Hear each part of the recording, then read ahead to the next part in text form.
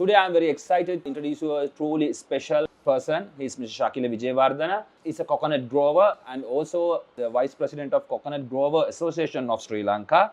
He has received many awards from Coconut Cultivation Board and International Coconut Community as the best coconut grower of the region and best coconut grower of the Sri Lanka for few times. He is not only good at coconut growing and also he has a tremendous record as a finance manager. So Modern Agri, we always promote climatic resilient agricultural technologies into the sector. So during the journey that we promote drip irrigation and fertigation technology in the coconut sector, we met this gentleman, Mr. Shakila Wijewardana. By profession, you are not a coconut grower. No. Then you are a financial expert. So how you became a coconut farmer? Naturally, from childhood, I was passionate about agriculture. Because my father was growing coconut and rubber. So I used to go with him.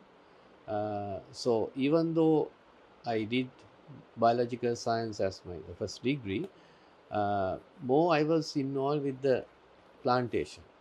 So that triggered me in the future that someday to involve with coconut farming. So that is the primary reason I'm here today. Okay.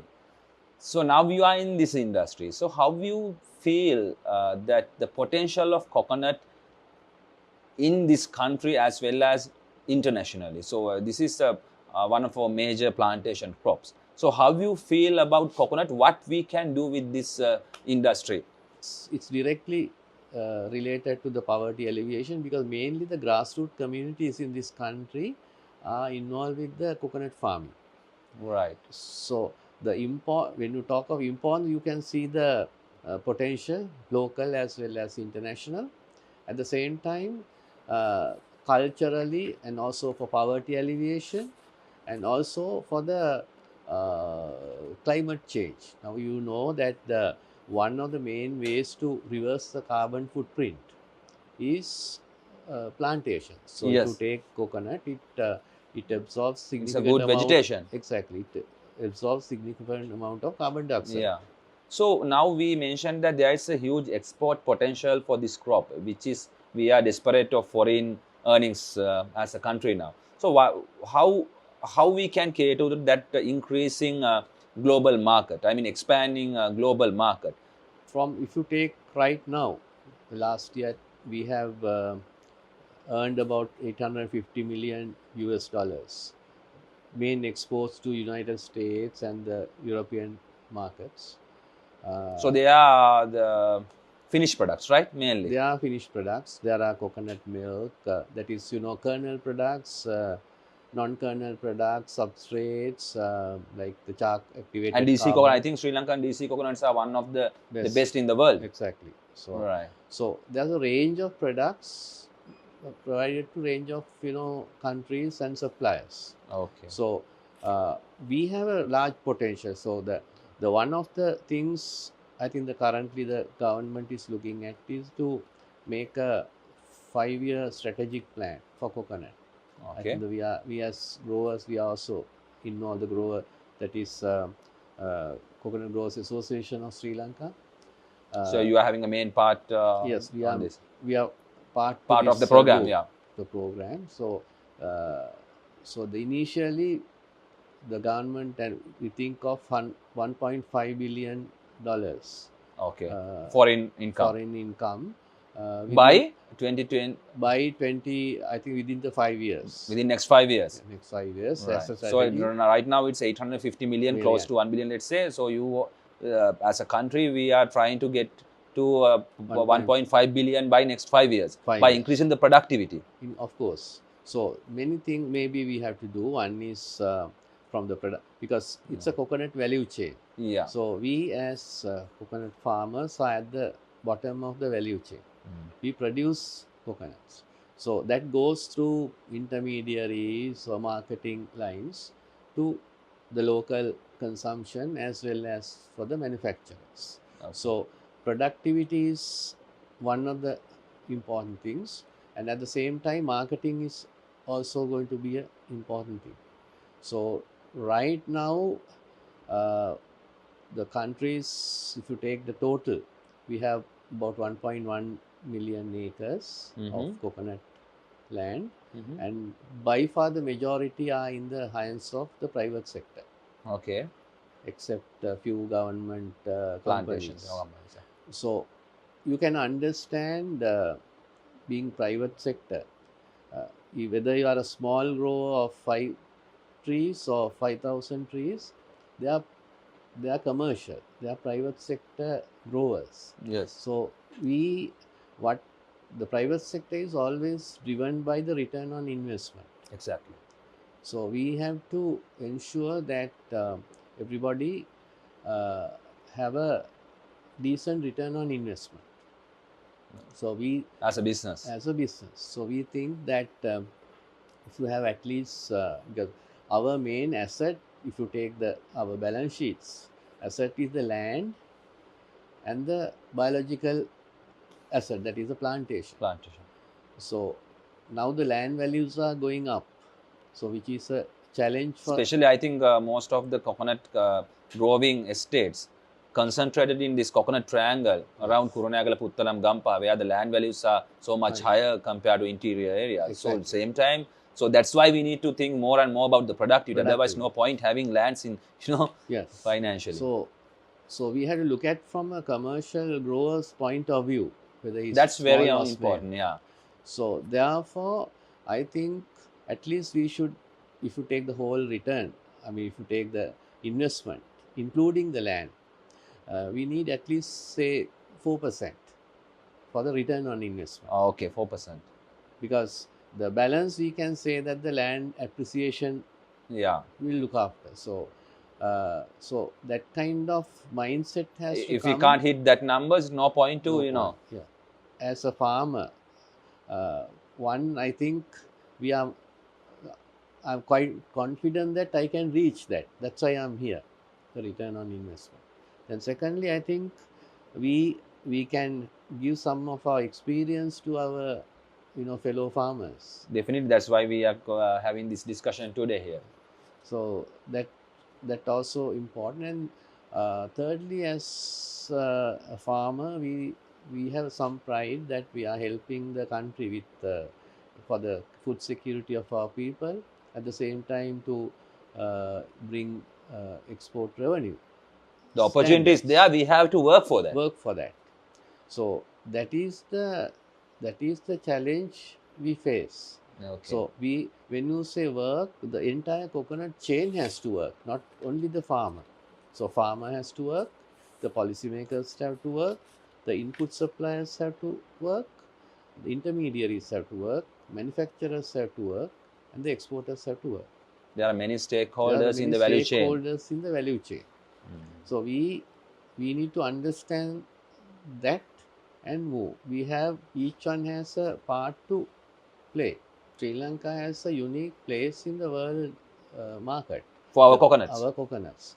One is our unique value proposition, our quality, the kernel quality, the taste, because different markets, they look for different aspects from coconut. They are seriously looking at the traceability.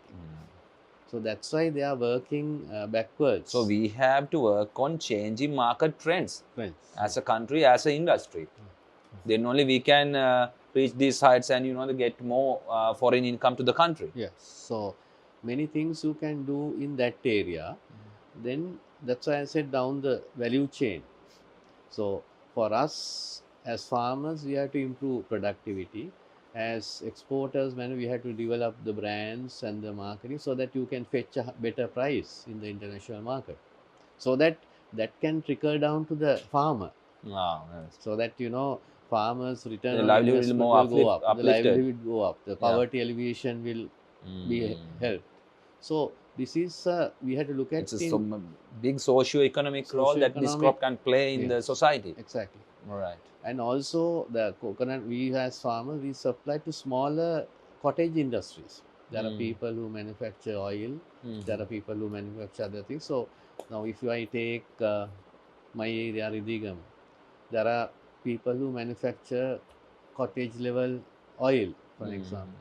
So that is a livelihood. And also many fiber products.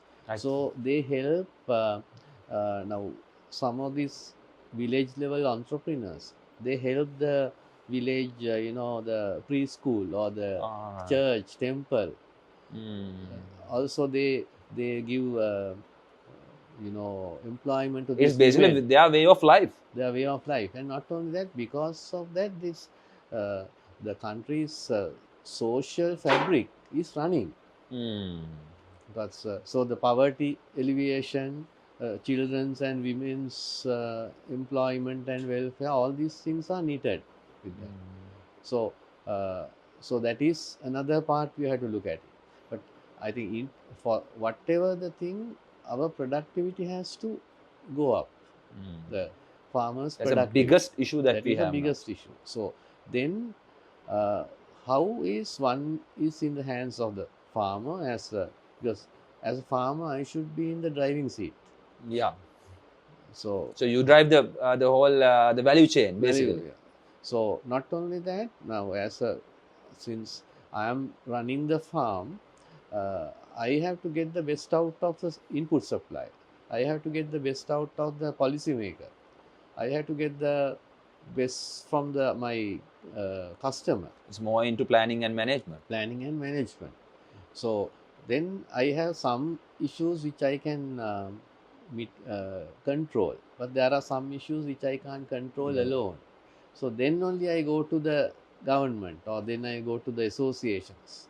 So the one of the objectives where I am working with this Coconut Growers Association of Sri Lanka is that we are trying to help our farmer community with all of us to help on those challenges which cannot be mitigated as individuals. All right. Because as individuals, there are things which can manage. So, Mr. Wijewardana, you mentioned that Coconut Grower Association of Sri Lanka is playing a crucial role in this industry. So, as the Vice President, what you can say to the, maybe there are farmers and growers who listen to this program, who watch this program.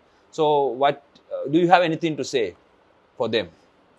Yes, I think the Coconut Growers Association is a collection of growers. I am a grower, so one good thing what I have seen is a lot of people, growers, we can share experience, which has helped me help the others. So what I do is I would like to invite the passionate and professional growers into this association, because this association has a succession plan. So we want more people to join, to take Together we are more stronger, and also then they can take decisions collective decisions. So we have technical subcommittees where they can get involved. So it's a association driven by members. So we will look at the most burning issues of the members and then see how we can rectify those. That is the approach we are taking. So it's a place for passionate growers. So I join. This avenue is open to you. Avenue is open to everybody. So if anybody wants to join, we have a secretariat in National Chamber of Commerce. It's a well organized. How old is this association? This was started in 1994. Okay, it's almost 30 years now. Yes, as an informal gathering, and then latterly it has gathered momentum, and I think there are very passionate growers who were helping and heading this organization. So thanks to everybody, we are now at a very strong position. Interesting. So we directly involved with the government decision making. We are in the steering committee. So can I call this is a transformation phase right now? Yes, you can, because with the information technology coming into businesses. Yeah. So I think coconut farming industry is also getting transformed due to information technology. Right. So we can see without changing, we cannot go ahead. I mean, yes, we cannot do this business. So you can see now if the price is X in Colombo, within few minutes, the Jaffna everybody knows because Thanks of to all the these yes. So communication technology. therefore, I think the farmers are getting more empowered. Now they have kind of power to, I mean, to Yes, negotiate, to negotiate compared to older days. compared to olden days. So, but we need to.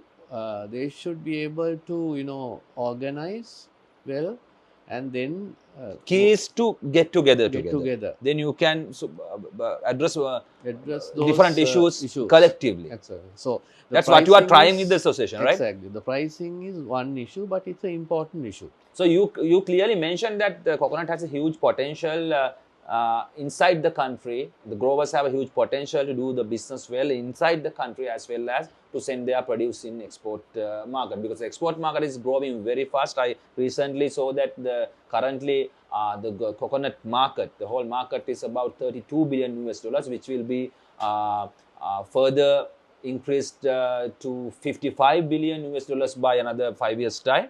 So by considering all these facts, so basically we need to increase the productivity to capture this market. When it comes to increase the productivity, what are the key challenges that we have as an industry and as a grower? Okay. Yeah, if you start from the industry's point of view, as we know, we have, as I said, 1.1 million acres. So we are an island nation. Yeah. So we have 1.1 million acres, and also we have 7% of the total land mass of the country in the hands of coconut 10%. growers. 7%. 7%. 7% of the land. And then we are talking of the numbers of trees.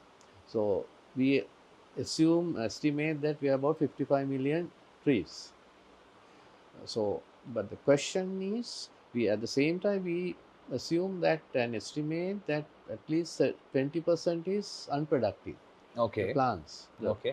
if you take 1.1 million acres, if you average about 64 trees per acre, That's the recommended that's the spacing. recommended spacing.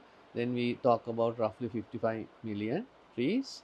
Out of that, currently, if you see, it's about 20% is unproductive, the trees. Okay.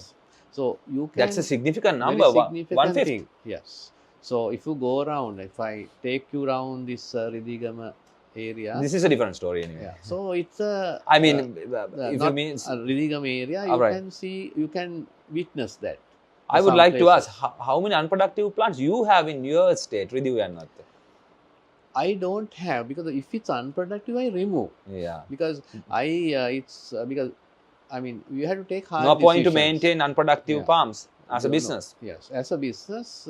So if we have information tree by each tree, so if I can't rectify that over a period of, let me say, 2 years by fertilizing many things, so I take a hard decision and go for replanting. So I'll take you around. You can see we have done replanting also with the that is with the few thinking of removing those trees also in the future. Now they are producing, but we can see there are some declining trends. Right. So so as an industry, we have to remove large number of trees in the country to start with and do a underplanting campaign. Right. So which means again you are talking of inputs. Yes. The good planting materials, yeah. many other things, water requirement, fertilizer, and the pest and disease control. And not only that, the human resources, which is sometimes there are a lot of labor scarcities everywhere. All that needs to be taken. So imagine if we have 1.1. But again, we can mechanize and reduce the labor intensity. Yes. So imagine if you have 1.1 million acres with 64 productive trees into at least 60 nuts per year per palm. I think most of our problems will be over at the moment.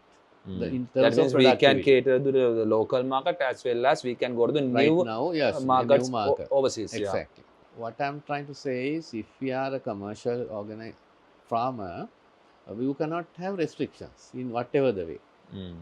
So the business should be driven on a on business form, as on profit return on Yeah. investment.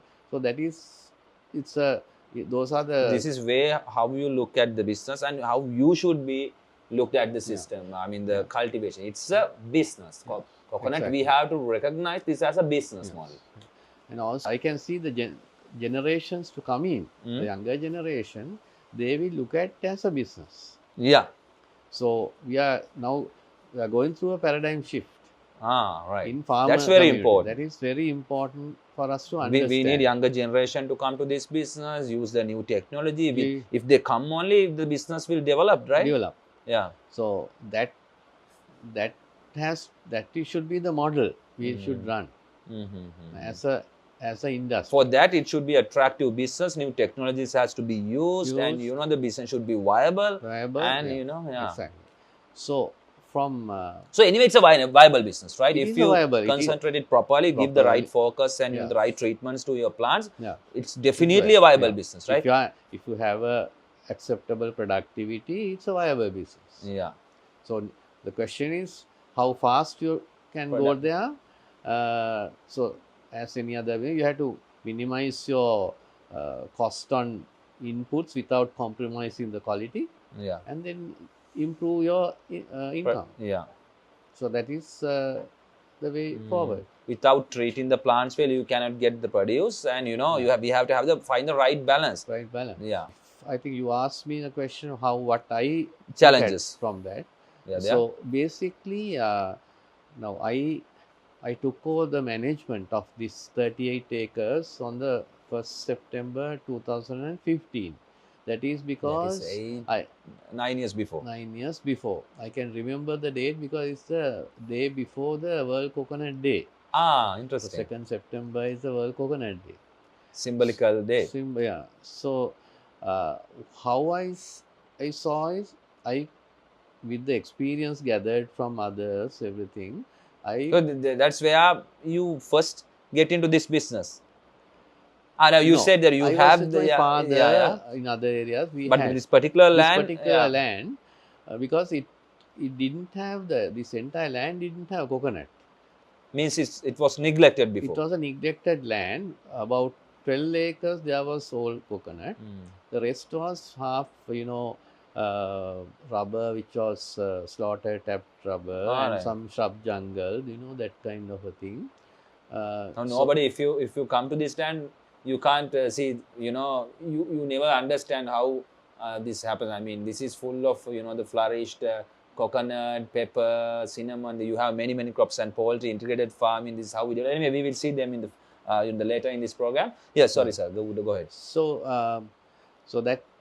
So one of the things I wanted to predict what are the challenges. You had to prepare for the challenges. Because if you are growing new or under plantation, there are standard set of challenges you face. One is the security of the land. So we had to secure. This is the main problem I heard. It's the main problem. So we had to secure from the pests, like there were wild boars here, and so mainly for in the younger days. Yeah. So younger time there are specific challenges. Yeah. So rats, porcupine, wild boars. So security, I mean, to secure from animals, secure from people. That's the most difficult part, I guess. Yeah. So which means I wanted to have the fence, proper gates, that kind of things. So to start with, so I knew these have to be. So I did it before I did the planting. Then I knew if you plant, you need water. Yeah. But I did. That's where we involved in this in your project. To start with, I mean, I didn't have any systems. So first thing what I did initially, you mean when you start? Very beginning, I looked for rechargeable. You got that big pataha? Yes. Only. No, that was also a very small one. Right. So I needed rechargeable water sources. Right. You developed one by one. One by one. So that means from the very first day you had a clear vision. Yes, we need. So I should go there one day, and for that I have to, stick to these things, and you have the clear plan. Yes. That's very interesting. Yeah. So because I knew we are predicting the issues for the future. So then the management structure, yeah, because you need people to stay. So you Yeah. need places to stay. Yeah, So I need labor, a labor small, now quarters, we are officer here, we have a quarters. small. So you need them, because once you plant, uh, I mean, you can't waste time, because then you have to concentrate on the plant. You can't be concentrating on labor quarters or other things. So before you put the biological asset on the ground, I have to have basics in place. So electricity is The also, groundwork work has to done. groundwork has to be done. So like basic accommodation, the power, electricity, the water. So When you first get into there was nothing that you there are was talking nothing. right Now now. none of these things were there. All right. So I think first month I was doing multitasking. Okay. Whilst doing the fence, while I was putting up this, I was the backhoes were working, removing this unwanted That plant. trees. So I was basically operating in my car under a tree, because there was no place to stay. Interesting. So But now it's the other way around. Then now the people come and stay in the car while the nuts are harvesting, right? And some people, I'm just that's joking. happened. Anyway, I know. You should not be. I mean, so so I knew we need these things to successfully, because I need to plant and wait for 5 years to get the crop. probably you used your managing and the planning skills at the field. Yes. So that's So, very important. because coconut, what my thinking is, mostly people fail, maybe not because of the agricultural issue, sometimes the general management issues, yes. So we observe this lot. Yeah. so manage. So you set up your place, then your relationships. Before you play, prepare the ground. prepare the ground. Pitch, yeah. So the ground is one is the estate and the infrastructure. Then the relationships. You have to develop relationships with maybe the coconut cultivation board people here, the Grama Sevaka. You are entering into a business, you should know what is around you and how to get this support from different parties. Yes. So I think that is important, because end of the day you have to run your business with information. Yeah. Not this is a very good point. So this is data driven approach, I would say, right? So can you explain a bit about how you use this data driven approach, data driven decision making? This is the one biggest missing part in this industry in Sri Lanka. So how you cater and how you what kind of the importance you give to this data driven approaches in this industry? Firstly, I think when you say data driven, you start with simple data collection and information system. So I use my own. You can just. We don't need to go so much fancy, we can start from stuff. Yeah. So you can use Google Sheets, which is free. Yeah. So firstly, I made sheets so that each plant is numbered. Do you also have logbooks kind of thing, or it's totally a computer thing now? I mean, totally. Yeah. Totally. Yeah. What happens is you have the plant is numbered. So we have about 2,500 plants. Young field officer as well, yeah. Yes. So so each tree is numbered, so we can have this the is very important. You number each plant, so you know all the numbers getting from one plant. I mean every plant. So you have a proper database. Yeah. So and after that we have made a small dashboard. All right. So once I enter the data, that is automatically get updated. Updated, and out of that data, information you can make decisions. Yes. Yeah. So the database, the dashboard is for decision making. So I know what are. So you are not just think and get the decisions, but you have facts and data to make decisions in this scientific and systematical manner. Yeah. Why I think is sometimes the growers, owners, they rely on maybe the workers' information or general information. Or the watcher.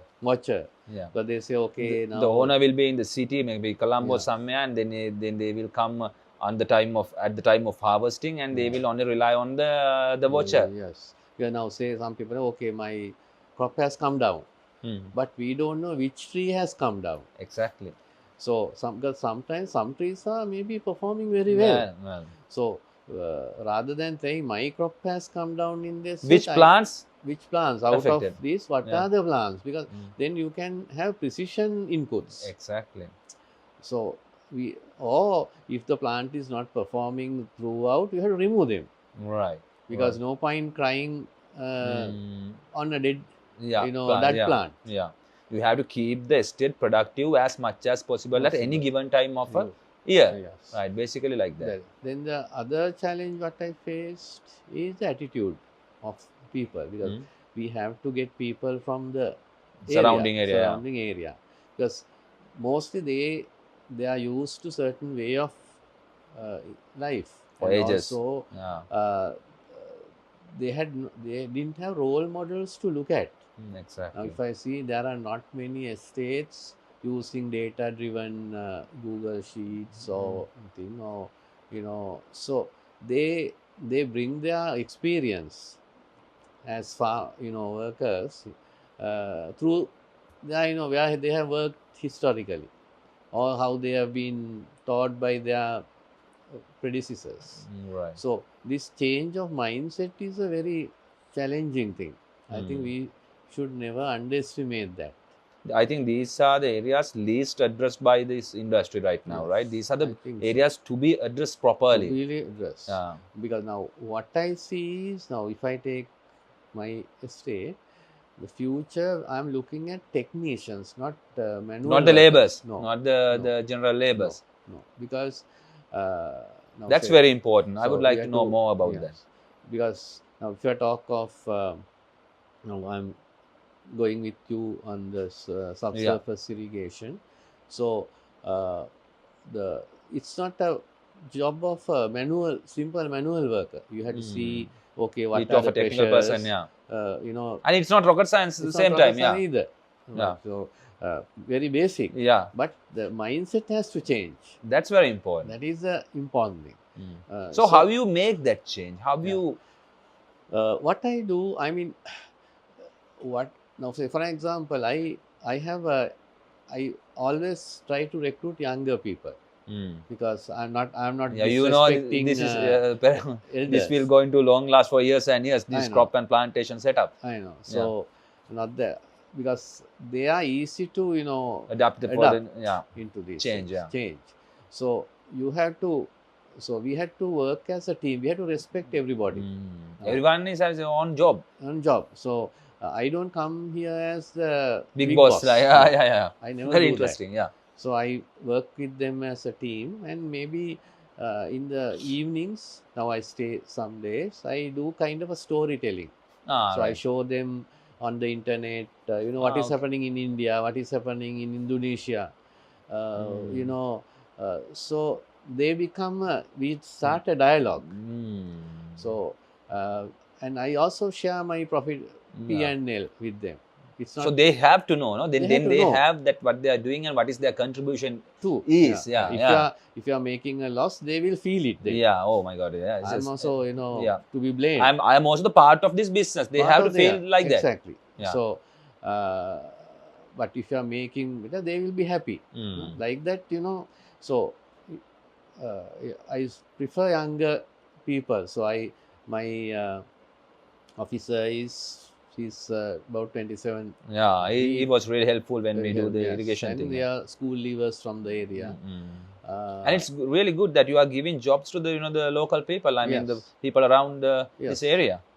So I think almost all the laborers and people who are working in this estate is from the surrounding area. Some are staying here, some are coming. But same time, people claim sometimes that it's very difficult to work with the local people. But you, however you managed, it's very nice. That's your mindset and approach, I guess. I think your the management skills. Because people have mixed feelings about it. But what my experience is, if you set the standards. Now, say for example, we have a time to start, time to finish. Discipline. We have the leave. We know what are our leave entitlements. We know we have everybody. I have given a letter of appointment, a letter, so they know what they are expected to do. So, so with that, we don't have a issue by, now I have almost zero theft in this place. Because I have many connects. I not only I know This has the to be the staff, biggest issue, but you have no problem with no, because I know the staff, but I know the vicinity also. People know me. If you take this is called Ridigam Nilantattua village. Okay. So I know a lot of people. So if something is happening, also I get the information. That is one. Basically, you should actively involved in Involved, the exactly. And your systems now. I have CCTV coverage in some of the areas, strategic areas of the state, and also like when people know that you are part of the business, they also don't think of negative. They will not encourage to stuff. the steal the things and stuff.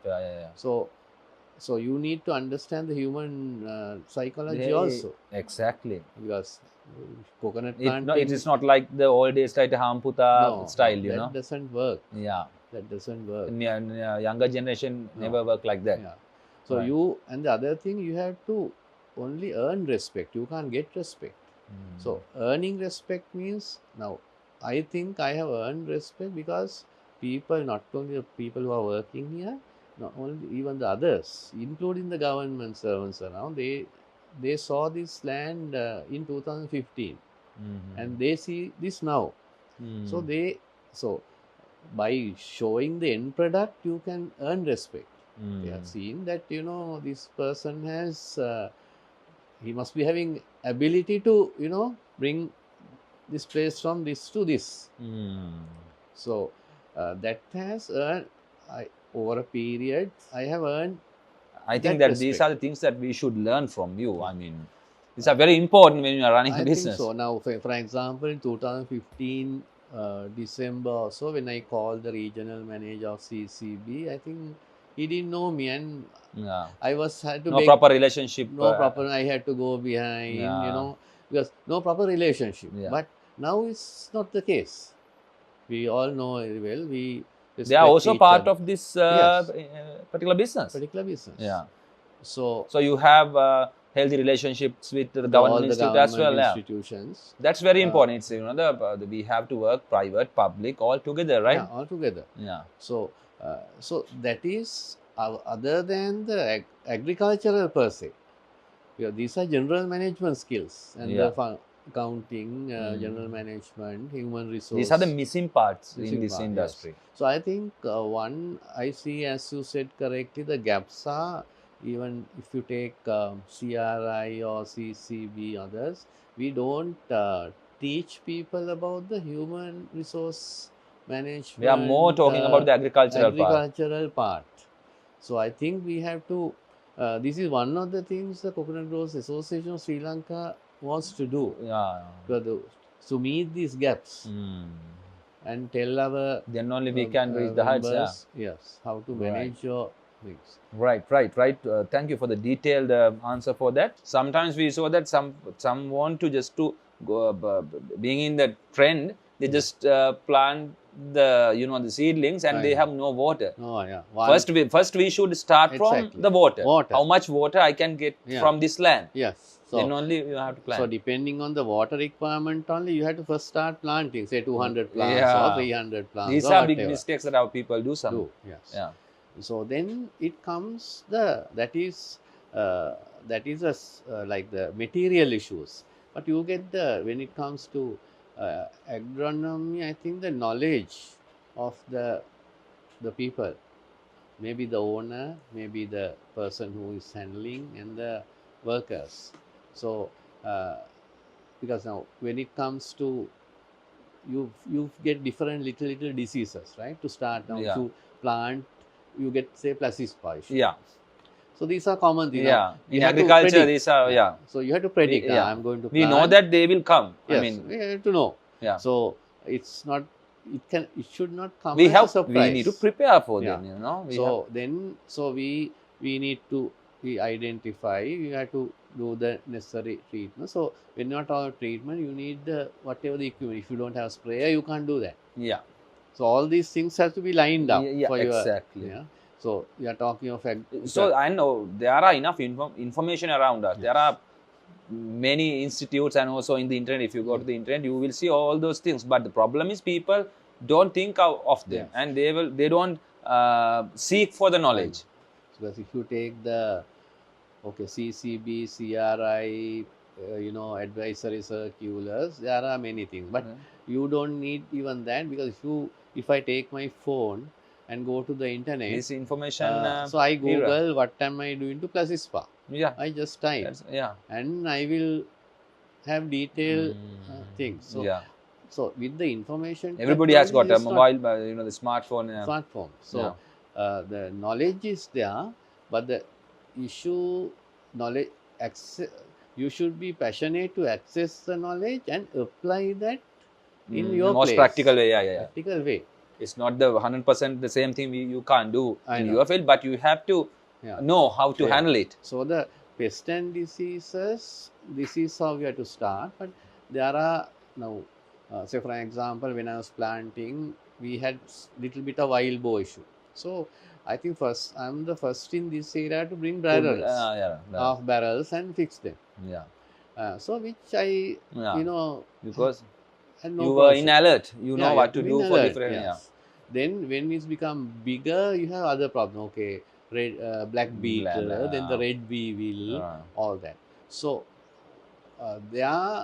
it's really fascinating that I never saw any red weevil attack palm in this estate. So what we are doing is, now I'm working with the company called Permia Sensing. Right. So I'm also learning. I'm also, it's we are testing also in a way their technology. Sort of R&D.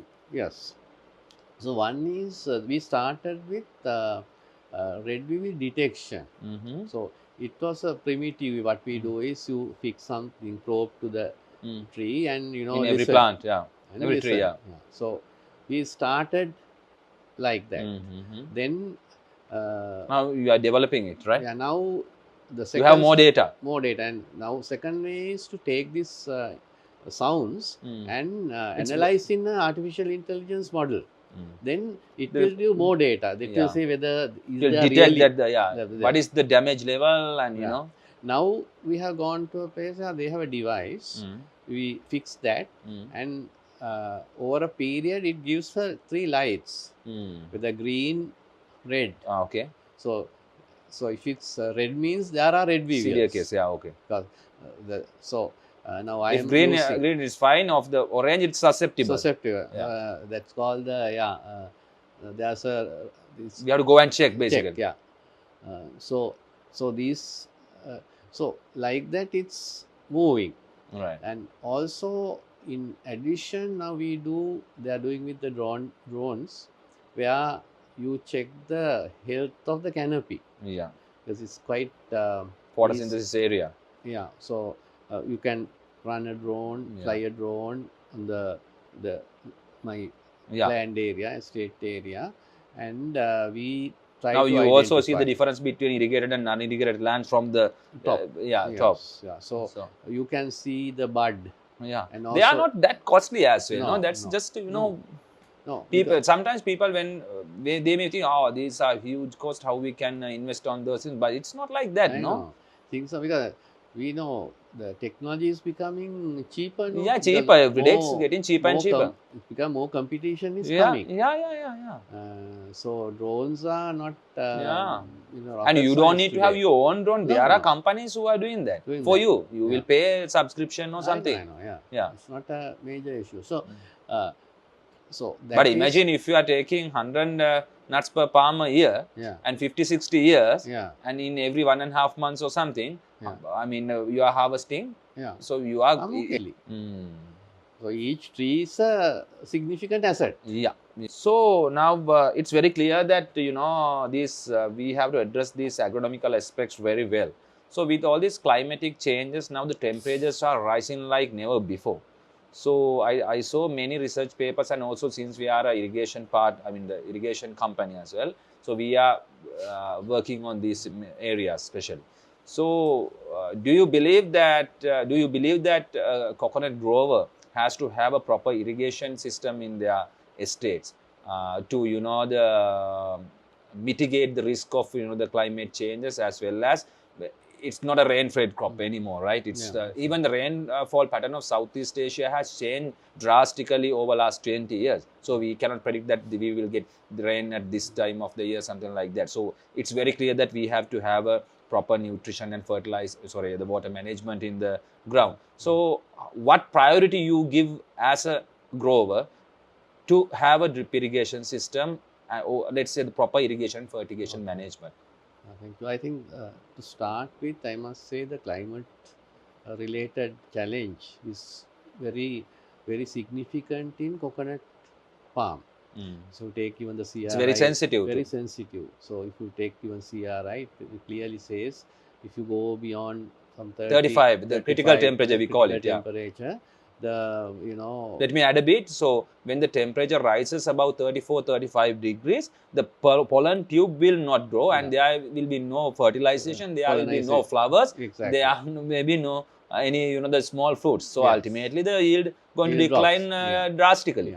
So that's one. Secondly, with the climate change, the erratic for rainfall patterns, the drought, all that is so we so I will come to my experience with that. Now, as you know, I started this with hose irrigation. Because before I started planting, I put hose irrigation. Because I knew I can't play around with water. You need to have water. So hose irrigation, but it's a huge plant, and we need to give enough water to the plant. So then what happens is when the trees grow, and I've been practicing or irrigating this, but I realized that when I do some kind of field level experiments, we are wasting large quantity of water, even with the hose irrigation. Because you are carrying hose from one place to the other. Labor, time, water consumption, everything is very high. So not efficient. Not efficient. And also it was practically impossible for me to water my 2,400 plants. Carrying hose everywhere. Carrying every day. Every day. I think at least we recommend to give 60 to 70 liters of water to adult palm every day, right? So it's very difficult. Basically, it's impossible. I must say it's impossible, because imagine a huge cost. So I have been, I think, watering, like, if I really see, maybe once in about 5 or 6 days. I've been watering at that time. Plus, what I see is I used to put 40 liters. 40 liters came out at 50 seconds from the 1-inch hose. So velocity it's a flood. So you put that and you go, and the rest of the time there's no water. So and also when you supply water in high quantities, the plant will have no time to absorb it properly. And also all your fertilizer, most of your fertilizer can be leached out from the the soil profile, because it's a concentrated root ball, right? So that's better than me actually. So, but with hose irrigation, we didn't have a choice. That time, that is the way we had to do. But you knew that there should be sufficient water in the soil. Because what I realized is, even though I was fertilizing, I didn't get the expected crop. Right, that time. Because then I was trying to find the reasons. So that's how we met actually. I know. So I used to dig, even go 3 feet and take the soil and see. It's not what we see from the surface. No, it's inside. So I used to do some field experiment on my own. So then I realized, I think the limitation factor is the water, not even fertilizer, because I am fertilizing as per the recommendation. To absorb the fertilizer, there should be sufficient moisture in the soil. Yes. So then only I was motivated to look for drip type irrigation. But then when the subsurface was introduced, I thought we must try the subsurface rather than the surface because type there's surface irrigation. irrigation has many issues that they can Issues, damage by the yeah. the slashers, Correct. the moving the machines or something. Correct. That's why we introduced subsurface to this sector, because as a company we have been looking around. I mean, the other countries, we learn from other countries, we do our own R&D research, so we came to know that the irrigation systems that's laid surfacely, they had huge problems for ages.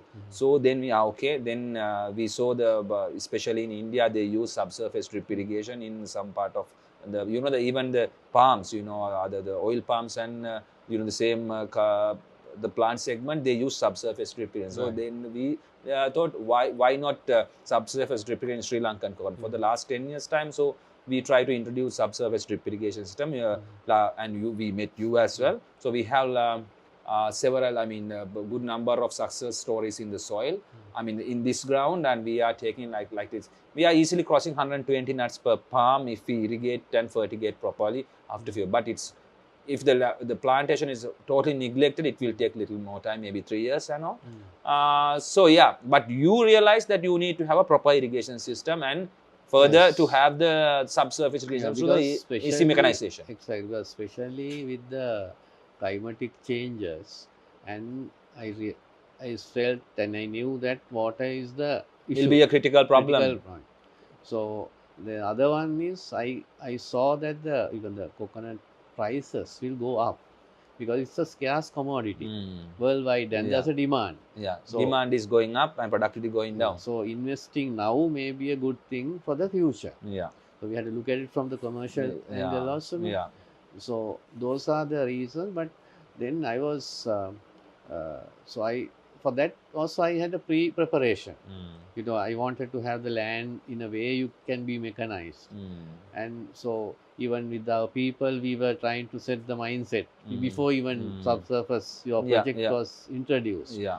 So like that, I can remember how much keen you to they introduce this technology, not only in to your field officers. Yeah, that's very important. Like you said, they are part of the business. They have to know the whole operation, and they will be responsible then. Yeah, actually, exactly. Yeah. So, it's not only having a system, just a hardware stuff, but we need to know how to get the maximum benefit out of that, how to operate it, maintain it. I know. It's But these systems, one is the maintenance and operation very important. very important. Otherwise, they can fail. I can fail. So I think a lot of people in the past have bad Experience when it comes to irrigation. Yeah. So therefore that also have negative impact. Yeah. On when promoting irrigation. when we promote irrigation, we saw a lot of the bad stories. The negative stories in the field, because it's just a hardware, and this is not a very smooth soil condition. The field conditions, difficult soil condition. Correct. So we have to have a proper maintenance management. Then we can go forever, like 20-30 years from the same irrigation system. Correct. Yeah. So as a agricultural perspective, there's no doubt. We have to have irrigation, and coconut tree needs water. It's very water loving plant. And response. I think, but unfortunately, there are only even less than 1% of the coconut growers using drip irrigation. But now the trend is creating. They want to have it because they know and they can invest. Because if they invest, they can get more productivity and then more profit. So for a new person, the new grower who want to have a drip irrigation, and also we fertigate through drip irrigation, you don't need to have the manual labor and make the trenches around the palm. So what is your feeling about drip fertigation, giving fertilizer through the irrigation system rather than the using the manual, doing the manual fertilizing? Yeah, again, if I bring my own experience, I'm really keen to know your experience actually. Even at the commercial rates, I have been fertilizing regularly as per the recommendations of the CRI. Yeah. But having said that, what I see is you are adding fertilizer now. I used to do it once in 6 months, not 1 year. Yeah. 6 months still, but I think if the frequency is too long, yeah, you just add that. So it's So a giving fertilizing once in 6 months is not enough. not enough. Basically, yeah. So definitely you can improve on that. Yeah. So Even CRI try to convince to to do the split application, but almost all the people. I think you can't blame the farmers because it's more human Yeah, costly, I think at least and 500 rupees cumbersome. they have to spend only for the Yeah. fertilizing single plant. So with everything, Bharti, you have to look at from the commercial angle, Exactly. whether it's possible or not commercially. Because there may be good things to do, but if it's not economically commercially viable, financially viable, yeah. viable. So then sending your fertilizer through the tubes, the fertigation seems efficient. Yeah. So now, And because there we cater the day to day, at least weekly demand of the plant. Not like we stay in wait for 6 months and just put the whole thing. You can't eat a big rice of this, the one. I think it's common sense. Yeah. If the plant, whenever the plant needs water and fertilizer, it will be available in the soil. The plant is a living being, no? Yeah. So as a living being, the plant would always prefer in smaller quantities where it can absorb. Yeah. So that this caters to that need. So again, when you are doing that, I think one is the management, like different areas, the water stuff is hardball, so flushing, maintain, all that needs to be well organized. Actually, as a company also, we are trying, we always train your people, and not like you. I mean, not only you. I mean, any of our client, when they have a system with us, we will have a training, proper schedules, guidance, and and also the aftercare service is very much important when it comes to irrigation system. I think because most people we fail because of aftercare. Then secondly, I think the other thing, like now, for example, my experience, our staff was very, they were skeptical about saying these tubes can damage very easily. So from their previous experience, maybe. Bad experience. So we have to tell them how to work in a mechanized estate. That means you are not going with they can't do the usual stuff. No. So they must work in a different way. So all that has to come. Approach has to be, Yes. And the monitoring has to be there. If you go, you can see now what I have done is you have separate buckets where you can measure. We will see them. So that's how it has. I think to make it a success, that is the way forward. So it's very clear that it's not only having a state and having irrigation systems and not about that. It's whole way of different thinking. You have to think the socio-economic aspects and also the agronomical aspects, different areas of when it comes to the agriculture aspects, having the the using the right the seedling and the how to irrigate day to day, how to carry the day-to-day irrigation, how to fertilize it, and also you have to check your soil, you have to check your water, the water quality, and it's like that. So it's not complaining about about the low productivity and the unprofitability. It's all about treating your plant, treating your estates well, and get the the profit. Then only the business will be viable. Then the more and more the younger generation will attract to this business, and then the industry will grow. Exactly. And as a country, we can hit the the numbers. I mean, we can cater to different export markets. I mean, the new markets.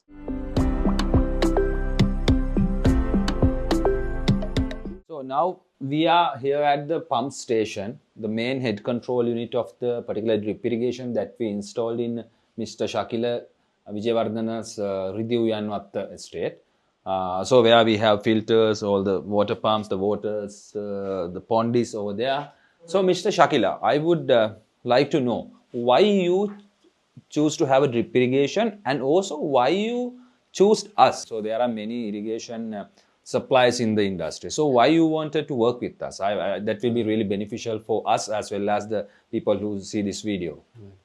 So to start with drip irrigation, because first I started with hose irrigation, and that was good for the time being. Okay. But I later realized that it's almost impossible to give the adequate water to all plants every day through this highly human Intensive, yeah. intensive thing. So therefore, I thought, okay, we must go for another system.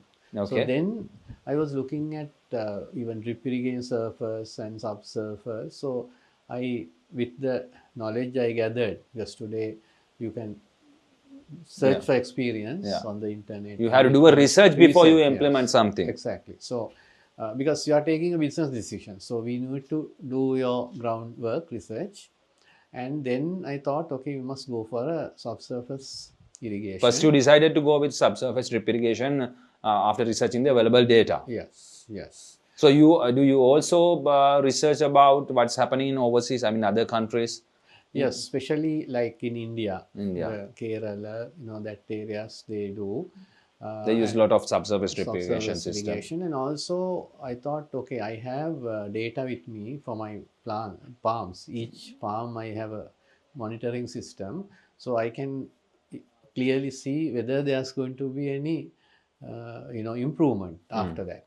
So with that mind, I thought I must go. And also we realized the limitation factor in our plantation is water. Water.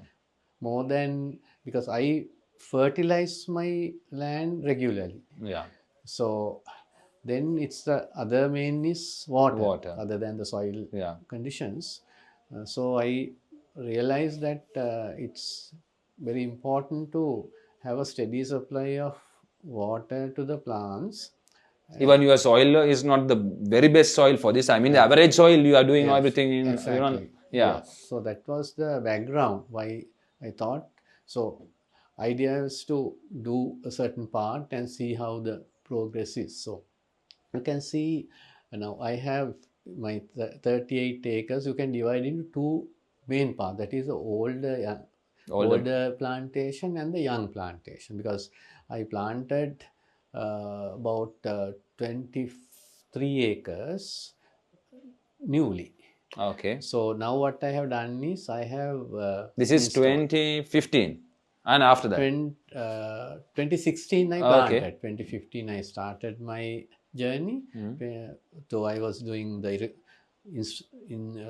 infrastructure work in 2015, and latter part of 2016 I started planting. Okay. So this 20 odd acres is a new plantation. So then what I have done is I have fixed this subsurface in this new plantation, which is about now 7 to 8 years old, because now the plants have time to develop also. Because I was looking, because it's a new plantation. Yeah. Now it's gathering momentum Yes, in terms of the productivity. Yes. So I thought that is the time I should invest Go for in a drip irrigation system. Okay. Right. So thanks for that explanation. And I would like to know why you choose modern agri on this development. Okay. So that's very important for us actually. So I mean, if you take Sri Lanka, I must say the general thinking about this subsurface and irrigation is not well known to people. So, and I see quite a few service providers providing this, but when as a customer, when I talk to somebody, I am asking about customer point of view. Yes, actually. Customer point of view, I develop my first impression about my future provider, because he can't be just a provider, he has to be a partner. Exactly. Because I don't want anybody to come and install some hardware stuff and there should be pre-planning and doing it, and then there should be some relationship, healthy relationship building. So so when I interview or talk to quite a few suppliers, I realized that Modern Agro was working as a team and was ability to handle such a project, and also because the technicality of it is very important. Quality of the products. And the second one is the component quality. because I was looking because if the compound There are many quality brands is- in the many brands market. in the market. So Even for cheaper prices. even for cheaper prices. So what happens is because this is a long-term product. Yeah. When you fix it, it's not.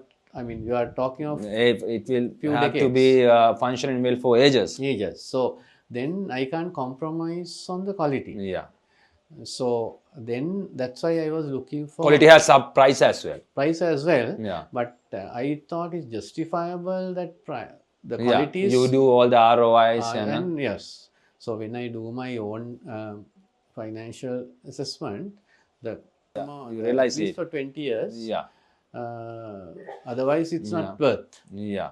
without problems. Yeah. Without problems. Yes. Then secondly, the quality of the team, whether they can provide this and whether they can give expected after sale service, can they, are they coming out with proper even agreements, because whether are they professional team.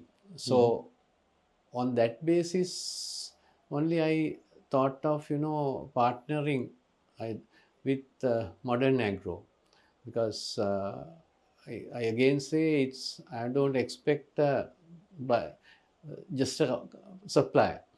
It's a more than that. So those are the reasons I was working, and whilst working also I was monitoring how Yes. We know it. the teamwork is, how the knowledge, because we're not doing something, you come up with challenges. Exactly. We are installing a system and we look at how It's a fully practical. We work in the field only. field, yeah.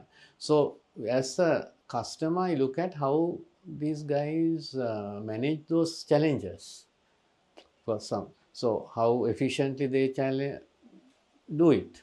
So with all that, personally, I was happy as a customer. That's why I thought of selecting the Modern Agro out of a few other. Thank you very much for that appreciation. Actually, that's what we need to know. That means that customer feedback is very important. Like you correctly mentioned, after the installation, we have to take care of the system and the customer. Yeah. It's a relationship, because even now we started fertigation. Fertigation we have to change time to time as per the growth of the crop, and the water quality will be changed after the rain, and the water will be the water levels going down when it's in the drought. Correct. So everything we have to discuss and have the proper relationship, because even the hours, operating hours and everything has to be the change as per the the field and the field conditions. So especially one is capacity building our staff is important. Yeah. Then other thing is I think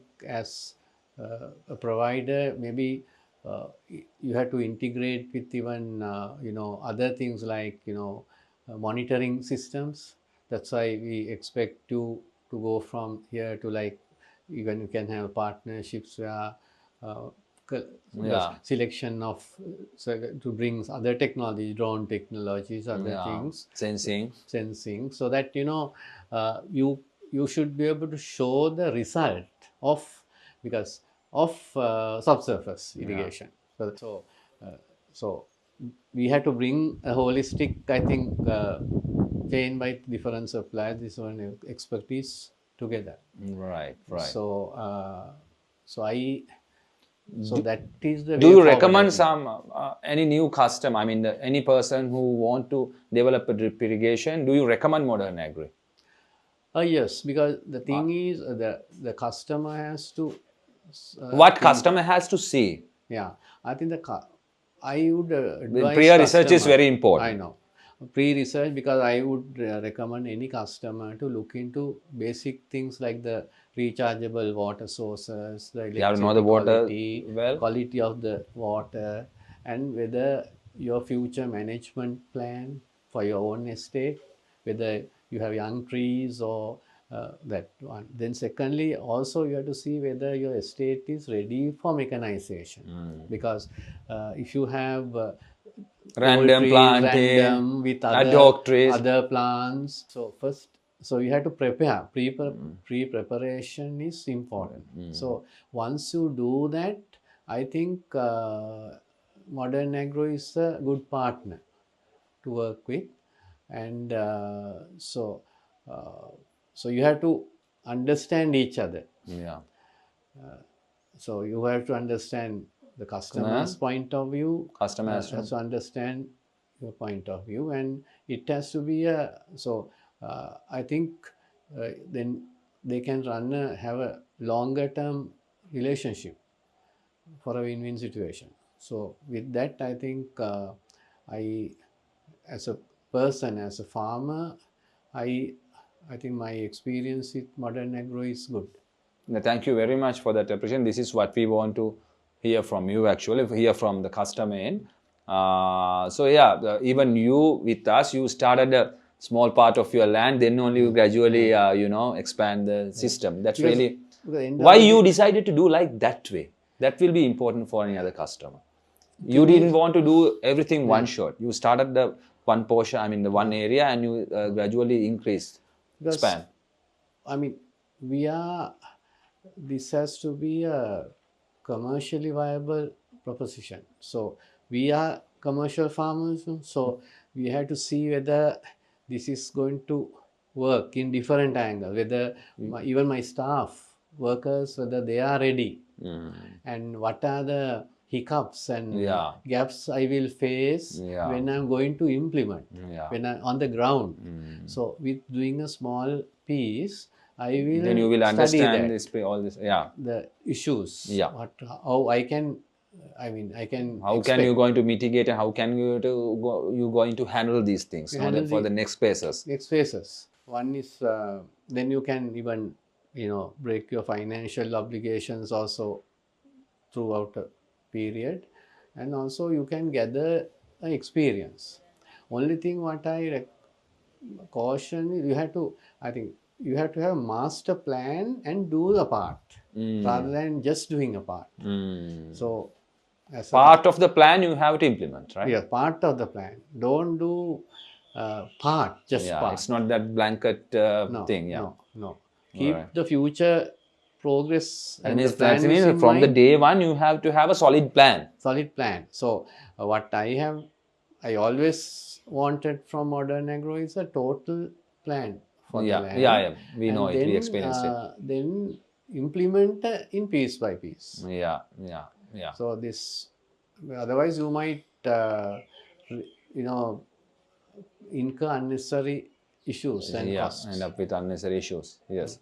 Thanks again. Thank you for expressing all your ideas. It's the mind-blowing how you start, how you came up to this level, how you develop this step by step. That's very, very, very interesting for everyone, I guess. As the last question I would like to ask, you may have something to tell to the the people who wants to invest in this business, and also you will have something to tell about Coconut Growers Association of Sri Lanka. You are making the community. I think the coconut, as we know, is an important crop by way of food security or the export income, whatever you call it. So my take is, if you produce good quality and quantity both, you will reach your expected return on investment. So, but that needs, I think, basic few important things. One is, I think you cannot take decisions hearsay. You have to take data and information driven decisions. So data driven approach is very much important. Very much important. So some data is available in the but you have to know your own data, right? Your own data. That's why I said outside data as well as your own where we stand. Then secondly, I think you have to develop your marketing skills, because marketing is a life skill. How I see is, it's not only selling your coconut, it's how you market to your, even to get a manager, to work with the others, because and how to handle the whole operation. So your management skills, marketing skills, and the financial skills, three main things you should have. Then thirdly, I think you should, if you are clearly identify the ground situation about if you are starting new, the soil, and if you have S2 You have to do S1 prior research. soils, yes, prior research. You have to check You your are soil, you have to check your water, water, the drainage, climate, historical climate data. change, yes. Because that You way- did them all, right? Yeah, I did them all. I mean, maybe I had gaps because I was not experienced as now. You was not compared to that time. yeah, right. Maybe but I did quite a few things with my previous experiences.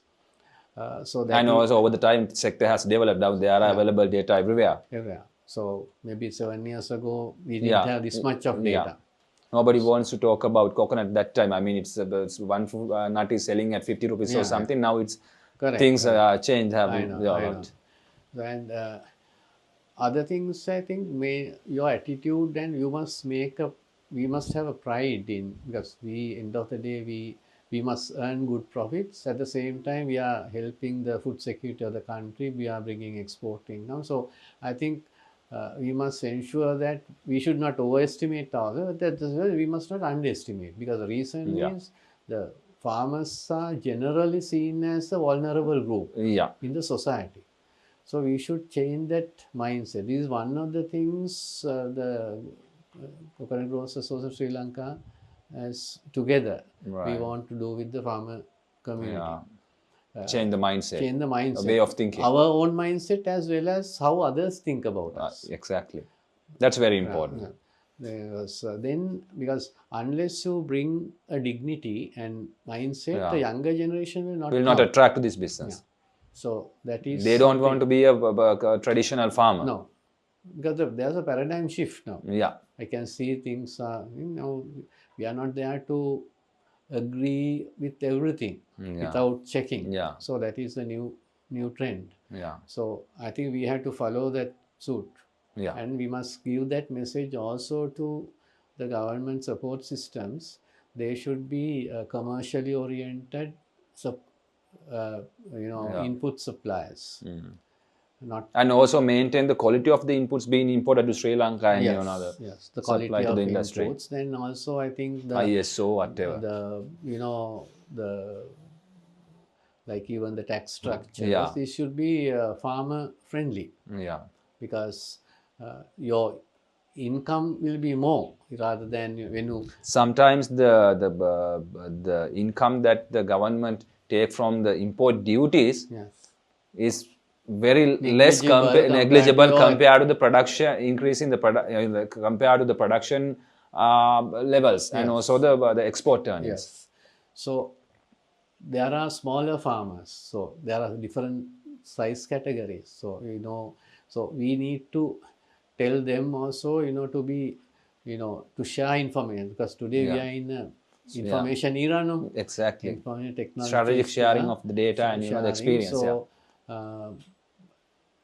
so everybody should have that mindset. Basically, we need to get together. All the stakeholders along the value chain has to get together to protect the industry and go to the extra heights from this industry. Correct. So we must. That's why. That's why your association plays a key role. So any farmer asking questions, it's a pleasure for us, not otherwise. So that's why I keep my gate open for any farmer to look for the place, because I think it's part of our That's very much duty important. also, It's normally other way around. It's other way around. Yeah. It's other way, but we know the constructive criticism, ideas, is important for us. Right. Because it's an ongoing learning curve. No? Yeah, that's why we call him a role model. This farm is open. Someone, if really interested to, see the drip irrigation and other management stuff, you can call him and you can join the association as well. So that's the sharing part. Yes. Yeah. So yes, thank you, Mr. Shakila Wijewardana. Thanks for having us today here in your Pridhu farm. I think the people who watch this video will definitely should get a big knowledge about the whole industry. It's not only about managing your ground level things. Everything, the export, what's happening around us, everything, the policies, strategical change, everything. So, finally, again, thank you very much for your time. I think you will do better and better, and we will also, will maintain this relationship further, and to, develop your business, and, improve the productivity in your estate, in using, the more sustainable practices. Thank you again. Thank Bye. you, Bhatia. I think you are welcome. So we'll keep in touch as partners and see how we can. One is more, it's my estate, but it's more than, to see how the sector is doing well. So we wish you all the success. Thank you very much. Bye.